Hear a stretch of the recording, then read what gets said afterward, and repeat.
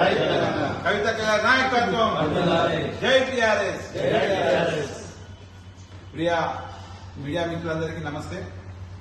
పెద్దలు జిల్లా నాయకులు శ్రీనివాస్ రెడ్డి గారు, జైరాబాద్ నియోజకవర్గంలో పేరున్న నాయకులు శివశంకర్ పాటిల్ గారు, అదే రకంగా మన్సూర్ అహ్మద్ గారు, సిరాజుద్దీన్ గారు, శంకర్ నాయక్ రాష్ట్ర ఎస్టీసీఎల్ నాయకులు శంకర్ నాయక్ గారు, శ్రీనివాస్ గారు, సంపత్ కుమార్ గారు, బసవరాజు గారు, రాము గారు, మిగతా మిత్రులందరికీ మీడియా మిత్రులందరికీ నమస్తే.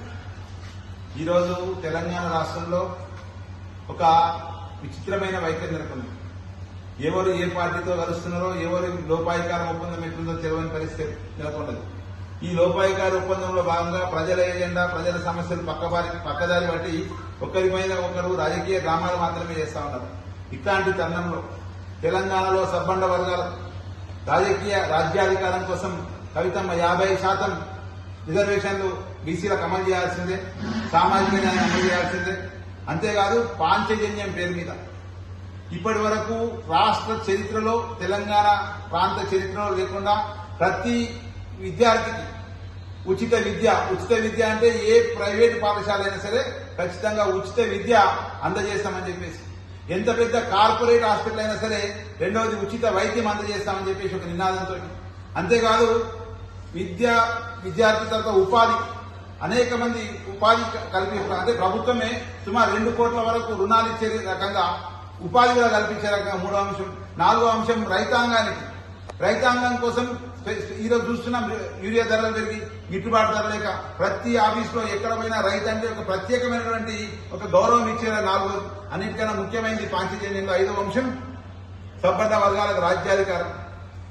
జనాభా దమాషా ప్రకారం ఎవరు ఎంత ఉన్నారో వాళ్ళకు సంబంధించి రిజర్వేషన్ ఎంత జనాభా ఉంటే అన్ని సీట్ల రకంగా రాజ్యాధికారం రావాలి బీసీలకు. ప్రతి చోట కూడా వెనుకబడిన వర్గాలు ఎమ్మెల్యేలుగా, ఎంపీలుగా పోటీ చేయాలని ఒక లక్ష్యంతో కవితమ్మ తెలంగాణ రక్షణ సేన ప్రారంభించింది. దాంట్లో భాగంగానే ఇప్పటికీ 42 నియోజకవర్గాల్లో కాన్స్టిట్యున్సీ ఇన్ఛార్జిని ప్రకటిస్తే 50% పైగా బీసీలు, అనేక మంది ఎస్సీ ఎస్టీ సోదరులు బలహీన వర్గాలకు కేటాయించడం జరిగింది. అంతేకాదు రానున్న రోజుల్లో ఇప్పటికే తెలంగాణ ఉద్యమకారులకు ఇంటి నివాస స్థలాల కోసం పెద్ద ఎత్తున ఉద్యమం చేపడతా ఉన్నది. బొగ్గు బాయిబాట పేరు మీద బొగ్గు కార్మికుల కోసం పోరాటం చేస్తా ఉన్నది. అంటే రేపు పొద్దున రానున్న రోజుల్లో జైరాబాద్ ప్రాంత ప్రజల కోసం కూడా నిర్విరామంగా తెలంగాణ రక్షణ సేన మీ గ్రామాల్లో మీ ముందుకు రాబోతా ఉన్నది. తెలంగాణ రక్షణ సేన పార్టీకి అండగా ఉండండి. ఖచ్చితంగా జైరాబాద్ ప్రాంత ప్రజల సమస్యల పరిష్కారం తెలంగాణ రక్షణ సేన ద్వారా మాత్రమే జరుగుతా ఉన్నది, కవితమ్మ నాయకత్వం మాత్రమే జరుగుతా ఉన్నది. మొట్టమొదటిసారి జిల్లాలో జైరాబాద్ హై స్పీడ్ రైలుకు అన్యాయం జరిగిందని మొట్టమొదటి రాష్ట్ర చరిత్రలో పలికింది సంగారెడ్డిలో కవితమ్మ నోటి వెంట. ఖచ్చితంగా జైరాబాద్ లో భారీ బహిరంగ సభ ఏర్పాటు చేయబోతా ఉన్నాం. హై స్పీడ్ రైలు సాధన కోసం, మంజీరా బ్యాక్ వాటర్ సాధన కోసం ఖచ్చితంగా న్యాల్కల్ మండలంలో బ్యాక్ వాటర్ రావాల్సిందే.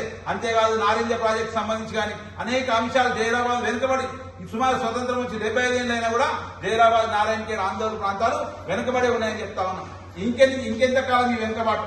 12,000 ఎకరాల భూమిని నిమ్స్ పేరు మీద స్వాధీనం చేసుకొని రైతుల నోట్లో మట్టి కొట్టి ఈరోజు జైరాబాద్ అభివృద్ధిని మొత్తం నాశనం చేస్తా ఉన్నారు. జైరాబాద్ రైతులకు భుక్తి లేక, అదే రకంగా అభివృద్ధి ఇండస్ట్రీస్ రాక. నేను ఒక మాట అడుగుతా ఉన్నా, నిమ్స్ ను మొదటి దశగా 3,000 ఎకరాలు చేసినారు. ఇంకా 8,000 ఎకరాలు ప్రభుత్వ ఆధీనంలో ఉంటే అది 2వ దశ 3వ దశకు సంబంధించి ఎలాంటి ఇంకేనేళ్ళు పడుతుంది. నిమ్స్ 2006 నుంచి స్టార్ట్ చేస్తే 2020 ఏళ్ళు భూసేకరణ జరిగిన తర్వాత ఇప్పటికీ నిమ్మకు నీరెత్తిన చందంగా ఉంటే అసలు నిమ్స్ ఎప్పుడు రావాలి, పరిశ్రమలు ఎప్పుడు రావాలా, రైతుల బాగా ఎప్పుడు? అంటే 50 ఇక్కడ ప్రజాప్రతినిధులు కేవలం అంటే ప్రధానంగా కాంగ్రెస్, బీఆర్ఎస్, బీజేపీ నాయకులు రాజకీయ డ్రామాలు చేస్తా ఉన్నారు. పొద్దున పూట ప్రెస్ మీట్ లో వేరే రాత్రి పూట మాత్రం అందరూ కలిసే మాట్లాడుతా ఉన్నారు. నేను ఈ సందర్భంగా డిమాండ్ చేస్తా ఉన్నా, బీఆర్ఎస్ పార్టీకి, బీజేపీ పార్టీ నాయకులకు, కాంగ్రెస్ పార్టీ నాయకులకు హై స్పీడ్ రైలు జైరాబాద్ లో స్టేషన్ కొనసాగకపోతే మీరు ఓటు అడగమని చెప్పేసి ధైర్యం మీకున్నదా?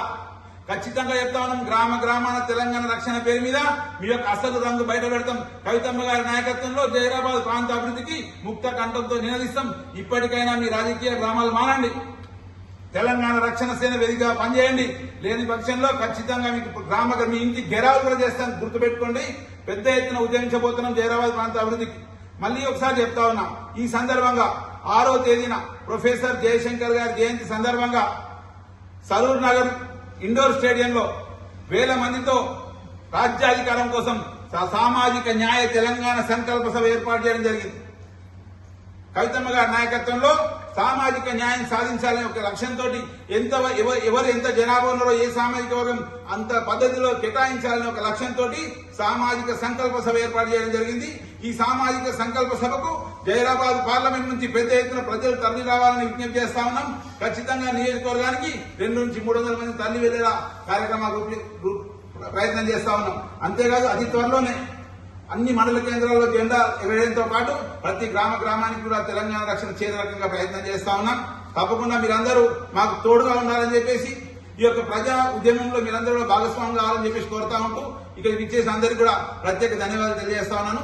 జై తెలంగాణ, జై కవితమ్మ. కవితక్క గారి నాయకత్వం. జై టిఆర్ఎస్, జై టిఆర్ఎస్.